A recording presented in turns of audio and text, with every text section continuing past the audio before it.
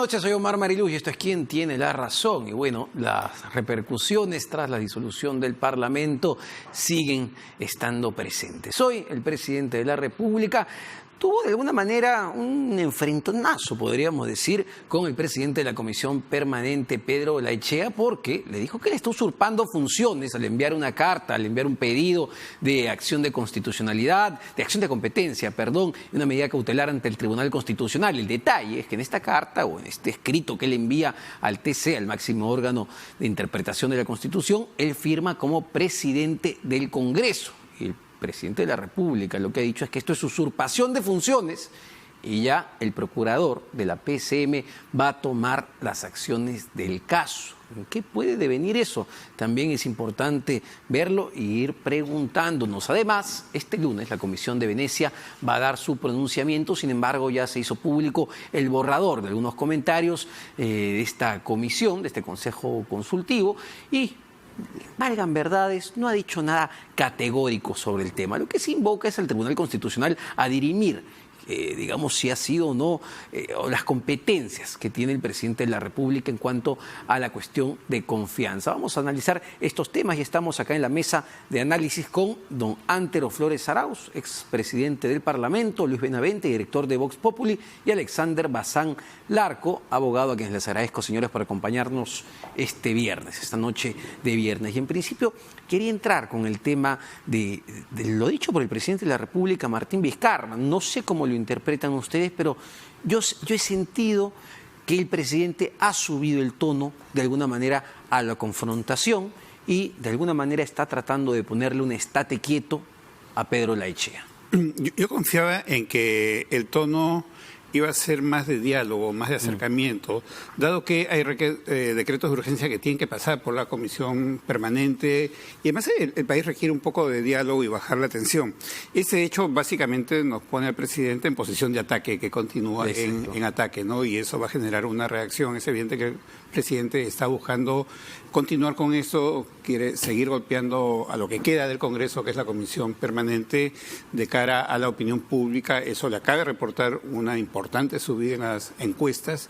Esa es su bancada, la que está en las encuestas, la que lo muestra con un respaldo social que le da cierta fuerza política. Eso es un muy buen punto, ¿no? Claro, lo que hemos venido diciendo en los últimos días tras la disolución del Congreso era que el presidente de la República se queda sin antagonista, se queda sin el malo de la película, a quien golpear, y bueno, vamos a ir viendo, y se decía que ahora ya le toca que dé resultados en la cancha y que gobierne.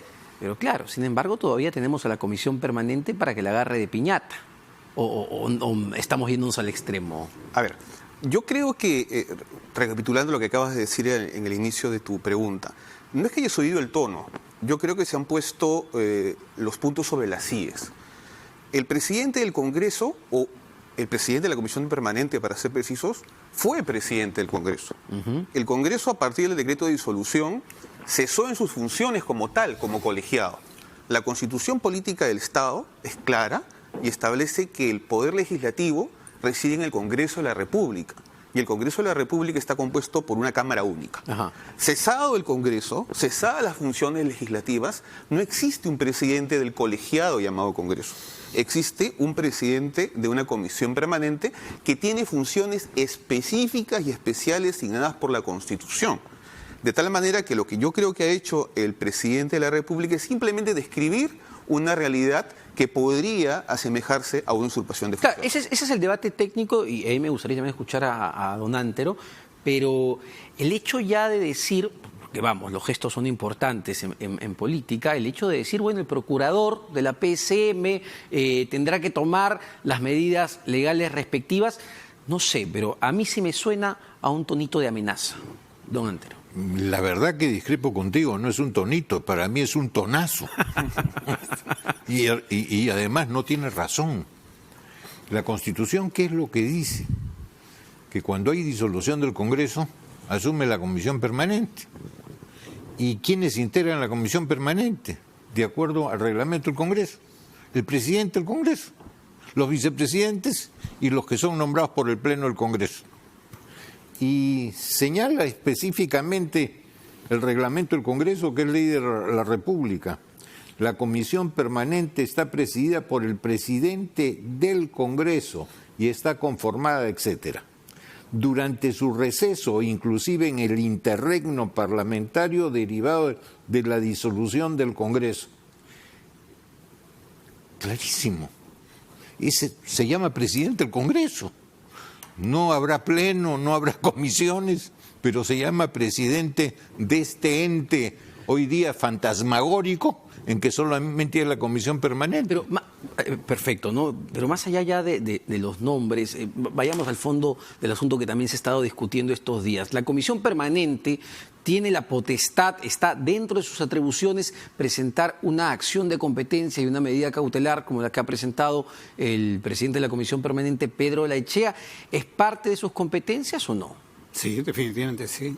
Bueno, yo discrepo de ese punto, ¿no? Yo considero que las funciones son específicas, ¿no? Y hay un ente que delega funciones, en este caso el Pleno del Congreso. El Congreso como tal delega funciones en la Comisión Permanente y a su vez la Constitución ya ha establecido cuáles son las funciones delegadas. Si no existe esa función, nadie, más allá que el Pleno del Congreso o la propia Constitución, puede otorgarla, ¿no? Pero entiendo que esto finalmente lo va a tener que decir el propio Pleno del Tribunal Constitucional. Sin ninguna duda.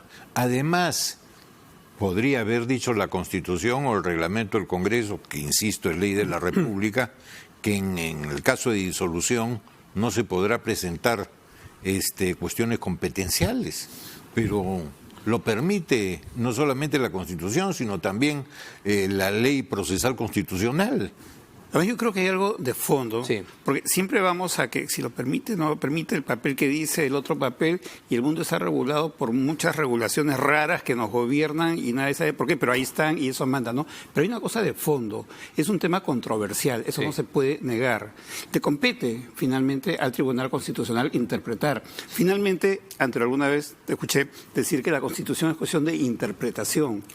Por lo tanto, y que las leyes son cuestión de interpretación. No es un reglamento, correcto, no puede contener todo, contiene las cosas básicas. Claro, y lógicamente, como toda norma legal que no es matemáticas, en matemáticas 2 más 2 son 4, es clarísimo, en el tema legislativo, normativo, se presta a interpretaciones, claro, ¿no? Sobre todo cuando la norma no es suficientemente precisa, ¿no? Y al ser un tema tan polémico, tan discutible, que tiene que ver con la esencia misma del Estado hoy, entonces que interprete el tribunal. Además, otra cosa, ni siquiera tengan temor, porque el gobierno de alguna manera le ha prorrogado la vida a los miembros de este tribunal, que ya tienen cierto compromiso con Vizcarra. Entonces, pero déjenlo que interprete. ¿Cuál es el problema? Pero más allá de este caso en particular, no sé, a mí sí me parecería importantísimo que el Tribunal Constitucional sienta una posición sobre este tema, no ya por lo que ha pasado, porque probablemente sea muy difícil que volvamos atrás,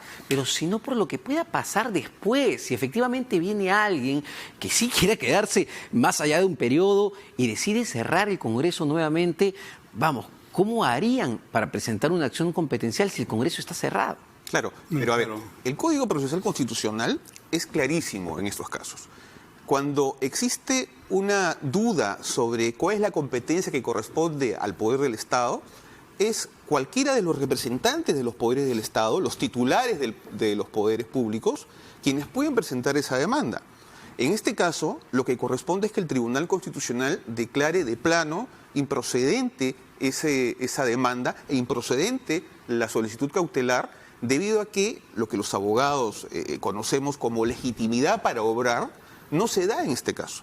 El presidente de la Comisión Permanente puede tener la participación en la Comisión Permanente como presidente del Congreso. Sí, efectivamente, porque por eso ocupa la presidencia de la Comisión Permanente.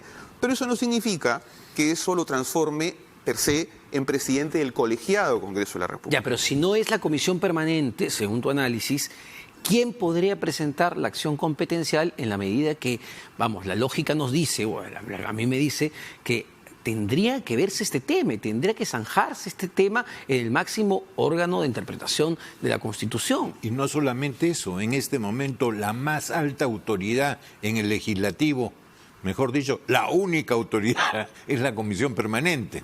No, pero hay otra cosa. Ahora, si me permites, el tema va más allá que lo legal. La gente común y corriente, la gente que le llaman de a pie, la gente que no es abogado, no entiende los tecnicismos abogadiles. Acá el tema es más que legal, es político. El presidente de la República, o expresidente, o como quieran llamarlo, que dijo hace pocos días: yo voy a ser muy respetuoso de lo que diga el Tribunal Constitucional.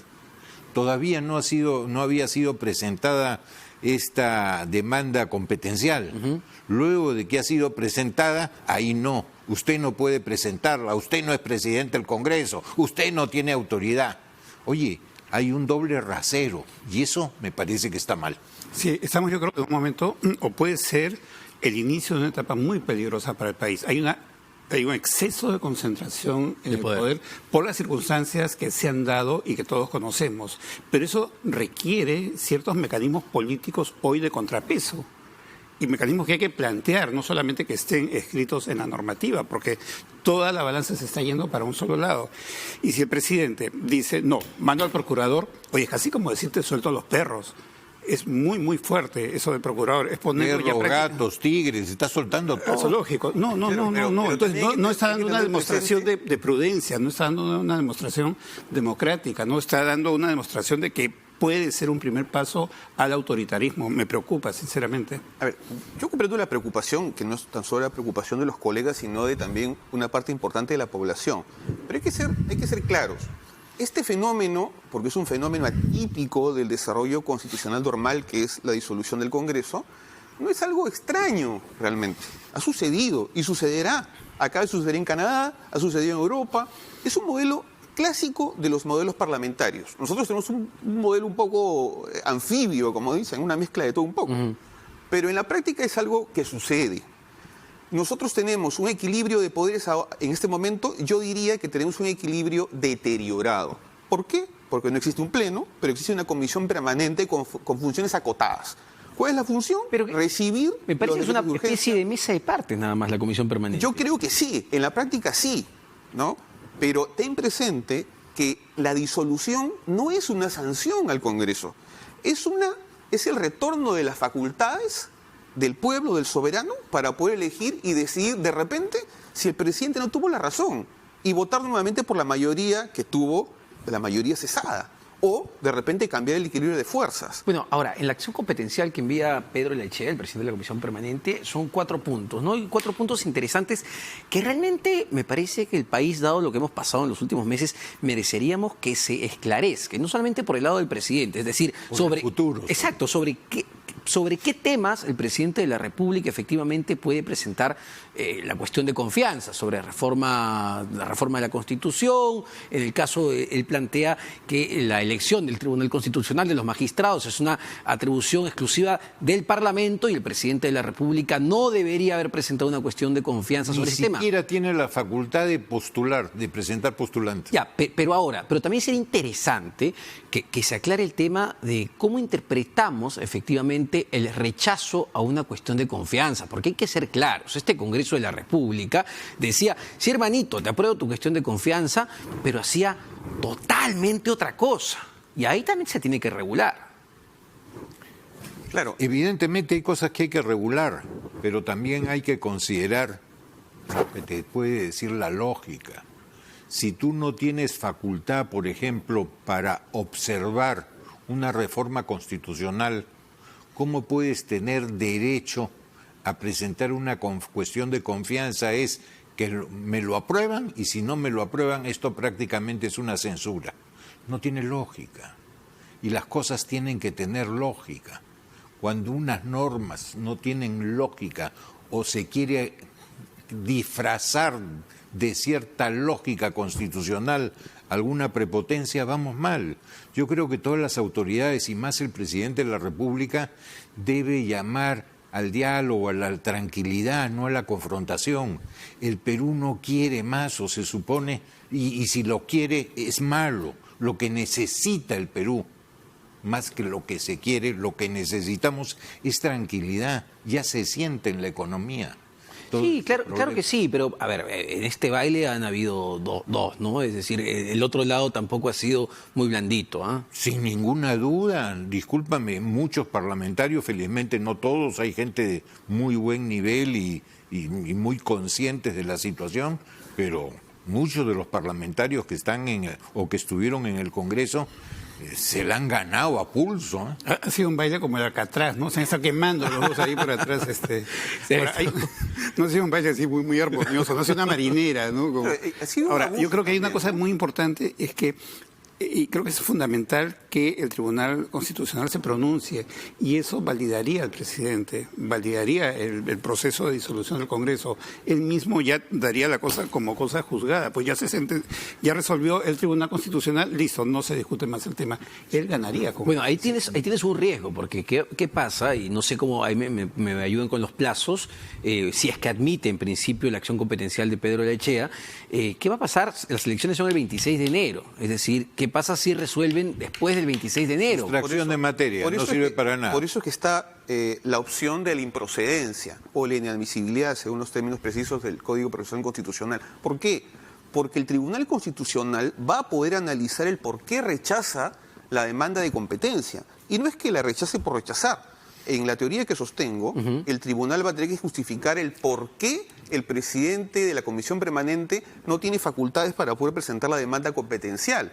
Y por lo tanto va a tener que justificar el Tribunal Constitucional cómo es así que el Congreso está disuelto. Y por lo tanto va a tener que justificar si esa disolución fue legítima o no. Entonces, estamos... Perdón, para terminar la idea. Estamos entonces en una especie de mini evaluación del fondo para poder plantear con responsabilidad una improcedencia. Pero si fuera lo primero y declarara inadmisible esta demanda competencial, estaría prácticamente santificando que durante el periodo de algo más de 4 meses para convocar la elección después de disuelto el Congreso, pero el resultado se da muy posterior a esos 4 meses. Entonces, durante todo ese periodo no se podría presentar una acción competencial desde el Parlamento de la República, lo que no es lógico, no es razonable. Pero hay algo más que no estamos midiendo. Podría ser que no haya quórum en el tribunal, porque podrían realmente inhibirse varios de los miembros de este colegiado porque han adelantado opinión. A ver, ¿cuántos? Son 7. ¿Con cuántos dejan sin quórum? Con 3. Con 3. O sea, 4 no podrían dirigir. No. Y bueno, valgan verdades, Carlos Ramos, el magistrado Carlos Ramos, en una entrevista al Comercio, ha adelantado opinión, cosa que es sumamente inusual en un magistrado del Tribunal Constitucional. Incluso Eloy Espinosa Saldaña, que uno puede interpretar lo que uno quiera, él se ha cuidado mucho de dar cierto tipo de declaraciones, ¿no? Sí, pero se ha cuidado. Pero el magistrado Ramos se fue con todo. Claro, pero hay que tener en cuenta que se adelanta opinión de un juicio sobre lo que uno tiene como magistrado, como juzgador a la mano. Entiendo yo que las preguntas que le han podido hacer en su momento ha sido cuando ni siquiera se ha podido presentar la demanda y sobre aspectos de criterio general. Distinto sería, entiendo, que alguno de los magistrados haya puesto en conocimiento público el sentido de un voto, de un eventual voto, ¿no? Lo cual me parecería ya hasta burdo. En todo caso, yo sí creo que los magistrados van a asumir el rol protagónico que les corresponde de resolver este tema desde el inicio, no con un pronunciamiento de fondo, de tal manera que no tendríamos que esperar los 4 meses que acertadamente menciona Antero, o el plazo mayor o menor. Yo creo que lo van a resolver pronto y confío en que eso sea para poder zanjar este dilema en que estamos, ¿no? Ahora, ya yendo al plano exterior, ¿no? Donde hay otra batalla que está peleando tanto el disuelto Congreso como el Ejecutivo, que es la Comisión de Venecia. Estos señores se les hizo venir para que escuchen los argumentos y finalmente se archivó el proyecto de adelanto de elecciones y según el viceministro de Justicia, esto ha sorprendido a los miembros de la Comisión de Venecia. Hoy se ha hecho público ya el borrador de esta comisión. El lunes es la audiencia, el lunes van a dar su opinión, la van a colgar en la página web de la comisión. Pero lo que se ha podido conocer es que no ha sido absolutamente nada categórico para ninguno de los dos lados, ¿no? Y lo que dice es que, bueno, que el Tribunal Constitucional también vea pues este tema. Muchas personas, sobre todo en Europa, le comentan que esta comisión no debía llamarse de Venecia, sino la comisión de Pilatos. Normalmente se lava las manos. Tú no sabes si son abogados Eso o es cierto. equilibristas los que están ahí. Sí. Que están ahí. Sí. Claro. Ahora, hay una cosa también bien interesante, ¿no? Quienes van a este foro externo, lo menciono solo como anécdota, pero para mostrar un poco las incoherencias de la política. Quienes van a un foro externo, al Tribunal de Venecia, son los mismos que en algún momento cuestiona a la Comisión y a la Corte Interamericana de Derechos Humanos. Entonces, cuando les conviene, lo externo es algo que no se debe aceptar porque es una injerencia en nuestra autonomía. Y cuando ocurre una situación favorable para ellos, van afuera para que vengan con algo que no es vinculante. Pero también es al revés, ¿ah? Muchas ONG santifican todo lo que dice la Comisión y la Corte Interamericana, Claro. pero tienen reticencias respecto a lo que dicen otros organismos. Exacto, Ya, pero Todo extremo es malo, Sí, finalmente, claro. ¿no? Como Todo extremo es comentábamos. malo, pero me parece que con el borrador que se ha hecho público ya de la opinión de la Comisión de Venecia, no sé, no es mi percepción, no sé qué opinarán. Contenta. Siento que pierde de alguna manera posición el disuelto Congreso. Contenta a todos. Coincido, Guantero, sí. Contenta a todos. Todos van a encontrar algo Claro. que está avalando su posición. Como la Y Corte van de a la Haya, usarlo ¿no? para defender su Así posición. Como la Haya es Así igual. es. Sí. Estoy convencido. Sí. Sin embargo, en el frente externo, y esto lo conversábamos ayer con Farid Tajat, porque estuvo el presidente de Chile en esta reunión bilateral claro. con el presidente de la República, de alguna manera en el frente externo los presidentes, la propia OEA, han respaldado la decisión del presidente de la República, incluso ha dicho que el pueblo es sabio, Piñera dejó el pueblo sabio, que el Perú se exprese en las urnas. Es decir, fuera, más allá de la discusión que tenemos a nivel interno, fuera no se ha visto mayor Te repercusión. pregunto, Piñera estando en un país que es su anfitrión, estando acordada esta reunión, viniendo al Perú, reuniéndose con el presidente Vizcarra, le va a decir, vengo, pero ya usted no es presidente. Con negocios acá. Sobre todo eso. No, ¿qué puede hacer Piñera? Oye, vas No, al por aeropuerto y favor, todos aviones son lo único que le ha faltado es darle beso. No, pero lo que digo es pero que... son gestos políticos, Exacto, ¿no? que la El hecho de que haya discusión venido, no ha así. generado mayor impacto en el exterior ni mayor preocupación. El mismo comunicado de la OEA es súper light, El ¿no? Congreso está demasiado desprestigiado también.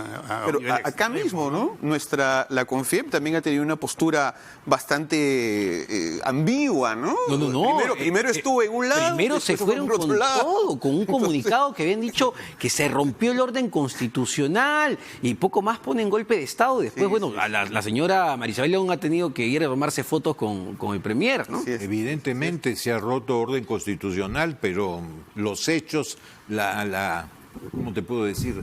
La realidad a veces supera el derecho. Bueno, y tienen que caminar allí. pero ese es el debate, ¿no? Porque, claro, para usted, don Antero, se ha roto el orden constitucional, para muchos constitucionalistas Pero tiene que están con seguir ese camino y para otros es todo lo contrario. Para otros, digamos, la disolución del Congreso se basa en una interpretación que hacen de la Constitución, pero por eso era importante y es importante que el Tribunal Constitucional se pronuncie sobre este tema. Pero la prevalencia de la realidad, como decimos los que somos abogados, claro. a veces va más que el derecho. Y nadie quiere que esto llegue a un enfrentamiento que pudiera hacer las cosas muchísimo más difíciles, sobre todo cuando por lo menos ya tienes una salida electoral a muy poco tiempo. Vamos justamente a eso, ¿no? A la salida electoral, ya el 26 de enero son las elecciones para un nuevo Parlamento que va a durar relativamente poco, ¿no? Poquito más de un año. Ya el Jurado Nacional de Elecciones ha dado un cronograma y me parece que ya va habiendo algo de claridad sobre qué normas van a prevalecer para esta elección, ¿no? ¿Cuáles son las que prevalecen? ¿Con qué reglas de juego van a participar los candidatos? Claro, de la nueva legislación electoral solo queda para esta elección el tema anticorrupción, ¿no? Luego las otras normas sobre alternancia, etcétera, no hay tiempo para ponerlas en marcha, ¿no? En ese sentido que se ha pronunciado el Jurado Nacional de Elecciones. El plazo es demasiado corto. La inscripción de candidatos vence ahora mismo, dentro de un mes y una semana, el 18 de noviembre. 18 de noviembre. El plazo es muy corto, ¿no? Ahora, eso, y ahí te quería preguntar, Lucho, en función, digamos, ya de perspectivas electorales y de campaña electoral en sí, para cualquier candidato con plazos tan cortos, ¿cuáles van a ser las principales dificultades para que ellos se puedan hacer conocidos? No sé cuántos partidos se presenten, pero son 130 congresistas por lista. Sí, hay 24 partidos con inscripción. Los que la vez pasada no se presentaron, esta vez tienen que presentarse, si no pierden la inscripción, ¿no? Yo creo que los 24 se van a presentar. Ya no. Porque no se está aplicando les cuento. la reforma.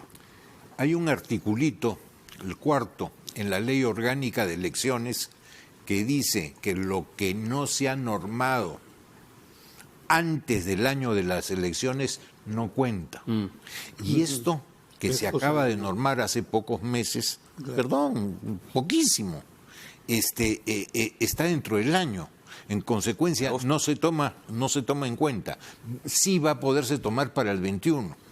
Y entonces esto te está permitiendo, por ejemplo, que el olvido que se hizo en esta nueva legislación, en el sentido de que los peruanos que viven en el extranjero se quedaron sin votar, con esto ya le han encontrado la salida para que puedan votar. Lo cual, un poco jalado los pelos, pero resuelve un problema. Ahora, entonces, lo que tú decías, queda la cuestión punitiva en el tema de financiamiento de campaña. ¿Por qué? Porque no es electoral, lo han puesto en el Código Penal. Por eso han podido excluir eso y eso sí se aplica. Ese punto sí va. Y hay que ser precisos, que el Jurado Nacional de Elecciones ha especificado que las normas anteriores, donde no están estas precisiones que estamos mencionando, se aplican ultraactivamente, es decir, para hablar en cristiano.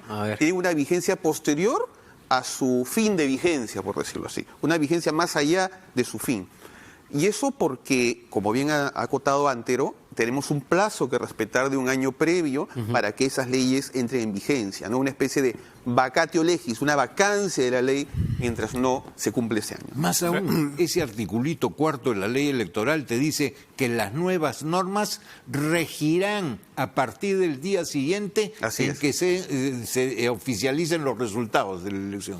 Ahora, sobre el plazo de la campaña. Ahí hay dos temas en los tiempos, ¿no? Uno es el tiempo de campaña va a ser igual que todas las otras campañas, ¿sabes? Parece más corto. Hay una paradoja ahí. Sí, el mismo tiempo. Claro, en todas las campañas lo que ocurre es que inscripción de candidatos, primera semana de febrero, elecciones, primera semana de abril. Son 2 meses de campaña y punto, no más. Ahora también, la inscripción de candidatos es el 18 y elección el 26 de enero. Es más, ahora hay una semanita más de tiempo de campaña. Claro, si quitamos Navidad y Año Nuevo, el tiempo estamos igual, ¿no? El tiempo corto es... Claro, el tiempo corto es el tiempo para la inscripción, de aquí a la inscripción con las elecciones internas que hubiera en algunos casos. Claro, yo imagino que debe ser un dolor de cabeza, no sé, Dante, usted con la experiencia en partidos políticos en el PPC, un dolor de cabeza conseguir 130 candidatos para armar una lista, no sé cuán complejo sea con tiempos tan acotados. Y con democracia interna. Mira, no viene la anterior. En este caso, en todos los casos siempre es complicado. Vas a encontrar muchísimos hombres, vas a tener superávit de hombres, de caballeros que quieren ser parlamentarios, pero vas a tener que hacer déficit de damas. Tienes que tener para esta elección por lo menos el 30%. Esa sí rige. Claro, porque es anterior. Entonces tú anterior. Tienes que buscar a las damas que quieran participar. Normalmente, además, las que son damas casadas, mientras el hombre termina prácticamente su labor diaria, cuando termina su oficina o en fin, lo que sea, va a su casa y descansa. La mujer las 24 horas está entonces le es difícil. Entonces tienes a veces hasta que rogar para que sean candidatas para cumplir con la cuota. Ahora, ¿qué tipo de candidato, Lucho, vamos a ver para estas elecciones? Los juniors, digamos, la segunda división, porque los políticos más curtidos quizá quieren esperarse para el 2021, o quizá los mismos políticos ya curtidos que quieren volver, piensan que esta va a ser una gran oportunidad, porque me parece que este Congreso del 2020 puede terminar viendo cosas muy trascendentes. Sí, yo creo que ese Congreso, esa nueva representación, la que vamos a elegir, es muy importante. El año y medio de plazo ha llevado a que se subestime este periodo y que se diga no se van a encontrar candidatos. Yo creo todo lo contrario. Por ejemplo, algunos líderes partidarios van a estar de cabezas de lista justamente para arrastrar voto Claro, porque ellos son los conocidos, ellos son los que pueden jalar voto y poner más representación, punto 1. Punto 2. Claro. Otro tema fundamental es que el peso partidario en la nueva conformación del Congreso a partir del 26 de enero del próximo año va a ser el peso político de cara a las elecciones del 2021. Va a ser la fuerza política o la distribución de fuerzas políticas en el Perú para el Bicentenario. Entonces sí, es muy importante. Por otro lado, se va a pronunciar con muchos temas que están ahora en espera a que haya un nuevo pleno, ¿no? Yo creo que sí va a ser importante. Va a haber jóvenes, por cierto, va a haber viejos líderes y va a ver quienes vean en esto una oportunidad, ¿no? Porque esos 5 años de intermedio, ellos pueden ser candidatos a alcaldes, pueden estar en el Ejecutivo, van a tener muchas opciones políticas. Lo que no hay de ningún modo es la reelección. Definitivamente. Eso sí, porque era mandato constitucional. Y eso es lo que va a limitar la participación de muchos líderes políticos, ¿no? Yo discrepo un poco con lo que indica Lucho, porque el líder político que quiera seguir participando en política va a ver limitada su posibilidad, porque si participa en este Congreso ya no va a poder reelegirse.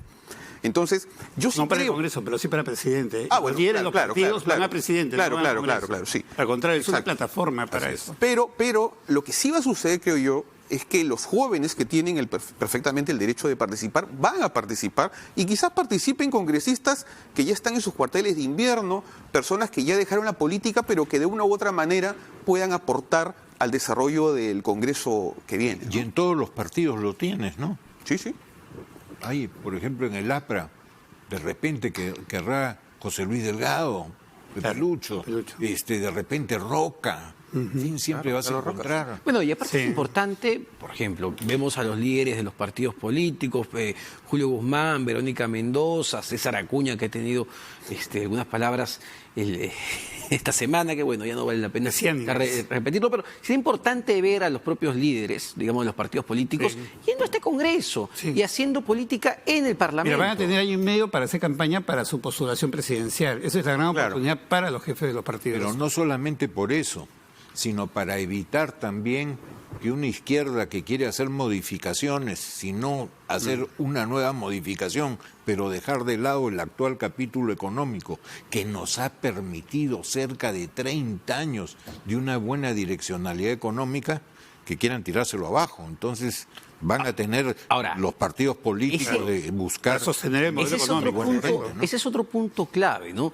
¿Quiénes van a ser o quiénes van a, digamos, sacar mayores réditos tras la disolución del Congreso? Claramente vemos que los partidos más golpeados, entre ellos son Fuerza Popular, el APRA, Acción Popular incluso también, y qué grupos van a verse revitalizados a partir de su posición a favor del cierre del Congreso, porque yo creo que eso va a pesar en esta campaña. Yo creo que Odebrecht traza la cancha una vez más, ¿no? Los partidos cuyos líderes están cuestionados, investigados, involucrados, en el caso de Lavallato, no les veo mucha opción, muy pequeña. No creo que sumen más de 20% del total del voto. Los otros pueden tener mejores posibilidades, definitivamente.